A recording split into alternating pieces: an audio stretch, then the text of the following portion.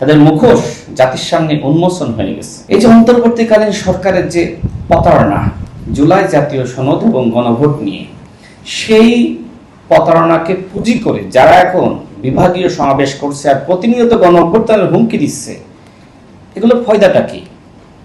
মানুষের কাছে স্পষ্ট যে ডক্টর মোহাম্মদ ইউনূস এবং তার গঠিত ঐক্যমত কমিশন যে প্রতারণা করেছিল, আপনারা এখন এই যে ফাও ফাও এই বিভাগীয় সমাবেশ করে সময় নষ্ট করতেছেন, অর্থ নষ্ট করতেছেন, মানুষের কাছে তো সবই আছে, তাই না? ঐক্যমত কমিশনের 9 মাস কি আলোচনা হয়েছিল, 18 মাসে কি সংস্কার করেছেন, সবই তো মানুষ জানে। বিএনপি সে সময় কি বলেছিল?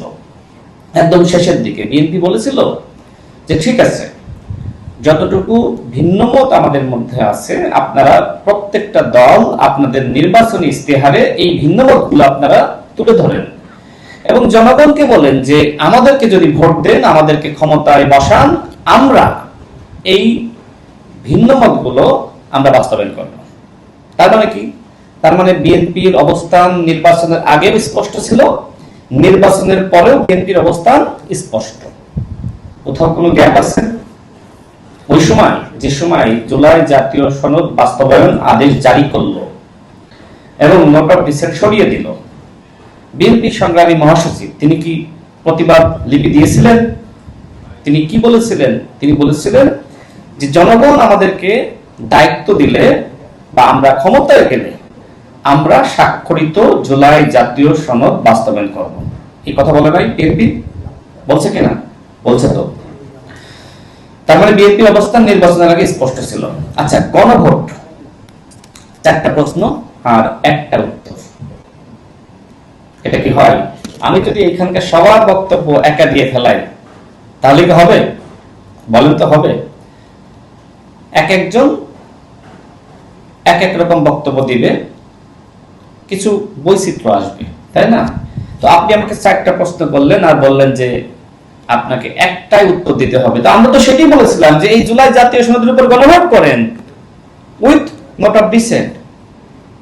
একটা প্রশ্ন একটা উত্তর, সহজ সমাধান। আপনারা সহজ জিনিস বোঝেন না, ভুলা করে পানি খান। তো এখন এই যে প্রোগ্রামগুলো করতেছেন, লাভটা কি হচ্ছে? জনগণের কোনো অংশগ্রহণ আছে? এনসিপি এবং জামাতের কর্মসূচিতে জনগণের কোনো অংশগ্রহণ নাই। সেই ফ্যাসিবাদী জামানায় বিএনপি বিভাগীয় সমাবেশ করেছিল, মানুষের অংশগ্রহণ দেখেন নাই? সাইকেল চালিয়ে, পায়ে হেঁটে, মুড়ি এবং গরুর নিয়ে, নৌকায়, এরপরে ট্রলারে, এগুলো দেখেন নাই মানুষ কিভাবে আসছিল? কলা গাছের ভেলায়। তো আপনাদের বিভাগীয় সমাবেশে সাধারণ মানুষের অংশগ্রহণ কোথায়? আমরা তো দেখছি না।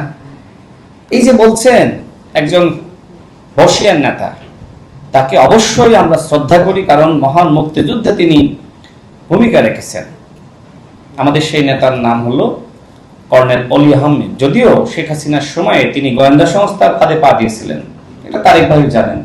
প্রথম আলোতে সংবাদ প্রকাশিত হয়েছিল যে কিভাবে সেই জনক মাসুদ করিম তার ফাঁদে তিনি পা দিয়েছিলেন। রনি ভাই সেই সংবাদটা পড়েছেন, তাই না? দেখেন, ওই সময় এক ধরনের আর্টিফিশিয়াল আন্দোলন সৃষ্টি করা এবং মানুষকে হতাশ করা, মানে বারবার আন্দোলন ব্যর্থ হবে, এর মধ্য দিয়ে আমরা হতাশ হয়ে যাব, আর মাঠে নামবো না।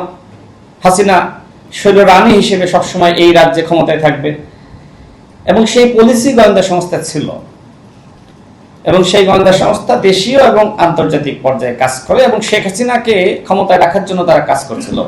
সেই গোয়েন্দা সংস্থার ফাঁদে কর্নেল অলি আহমেদ পা দিয়েছিল। দায়িত্ব নিয়ে বলছি, আমি জানি প্রথম আলো পত্রিকায় নিউজ হয়েছিল, আমাদেরকে একসময় প্রস্তাব দেওয়া হয়েছিল আমাদের সাথে আসেন, নুরুল হক নূরকে প্রস্তাব দেওয়া হয়েছিল, আমরা ডিনাই করেছিলাম। আমি জানি বলেই এইগুলো আমি বলতে পারছি।